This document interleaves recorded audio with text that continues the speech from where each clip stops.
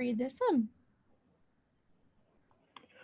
Although human economic exchange predates historical records, it is clear that the very first economies were based on barter and that money came later. This can be inferred from occasions in history when in isolated places, currency largely disappeared from the local economy. At such times, the economy typically reverts to the original barter system, then quickly abandons this form of exchange when currency becomes available again. I missed this question when I did it. I remember. I hate this question. Okay, so what is our conclusion?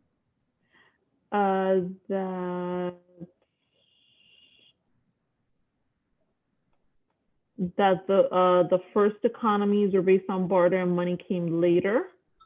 Yes, it is clear that the very first economies were based on a barter and that money came later. And what is our reasoning for this? They're finding these times in isolated places where currency disappeared from the economy. Mm-hmm. And they reverted to a barter system during those times, but then when money became available again, they started using it again.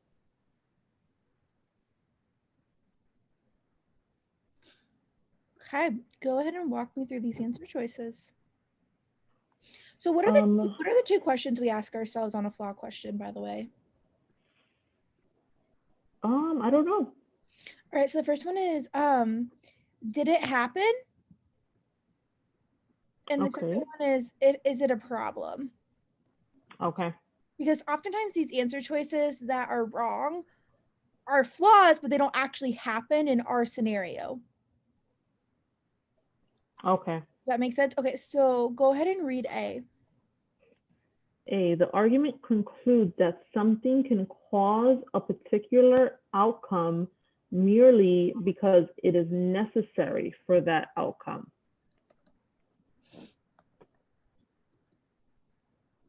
So does that happen?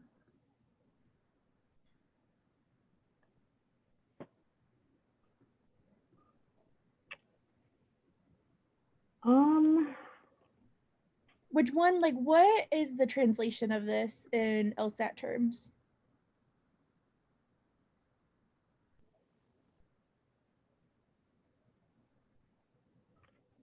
Would this be like a correlation? Oh, I'm sorry, you broke up. What?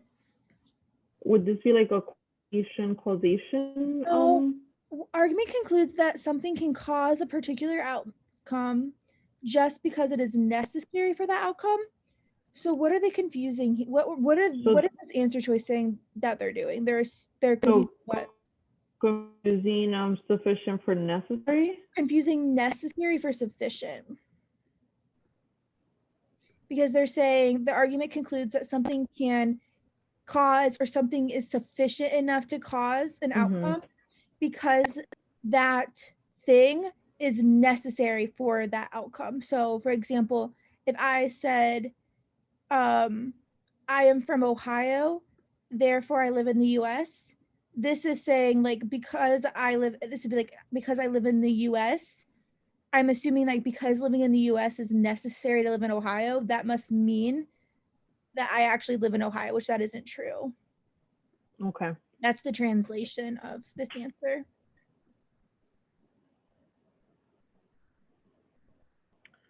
I mean, I'm not seeing where that happened. Maybe I'm missing it. Nope, it doesn't happen. Okay. B, the argument contains premises that contradict one another.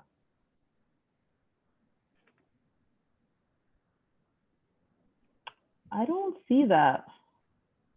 What does this mean? So it's using like two different pieces of evidence that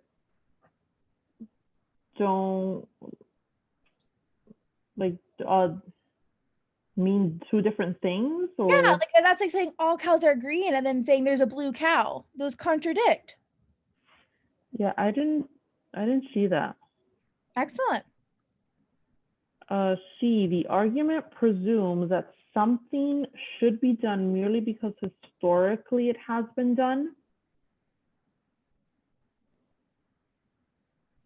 So what does this mean? Sorry, I'm really working on your translations. If like it's not, I hope I'm not annoying you. No. The argument presumes that something should be done because historically it has been done.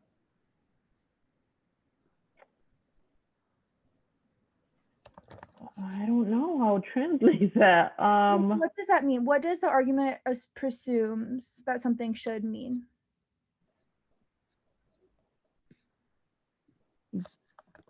The argument presumes that something should be done. So what does that first part mean? The first part is just saying they're saying that we should do something, or they're I don't know. Okay, so this is saying the argument assumes. So the argument is assuming that something should be done just because it's always been done. It's always been that way. Yep. Okay. That's what that answer choice is saying. Does that happen? I don't think so. Nope. No, I don't see that. Okay. D, the argument infers a causal relation between two events merely from the fact that one event occurred before the other. So this is like causation, right? That's what they're talking about. Infers a causal relationship between events just from the fact that one thing occurred before the other. That could be it. I mean, I could see that. Okay. But I'm not 100%. I would read E. The argument relies on a premise that presupposes what the argument attempts to show. So this is like circular. Circular reasoning, yep. I don't see where it was circular. Okay. So it's circular, and I ended up picking D, and I didn't think it because I'm like, no, we're not assuming a causal relationship here. We're just saying that one came first. We're not saying one caused the other. We're just saying literally. Right. So it is, because our only support for this, and it's so true, and I did not pick circular reasoning when I did it because I'm like, circular reasoning's never the answer. Right. Well, it says that it's very clear that the first economies were based on a barter system and then money came later, and our support for it is saying that at times the economy reverts to the original barter system but then quickly abandons it. So we're presupposing our conclusion by saying that, because we're saying the same thing here. It never happens, and here it is. It's just reworded, I get. Okay. Yep. Oh. It sucks.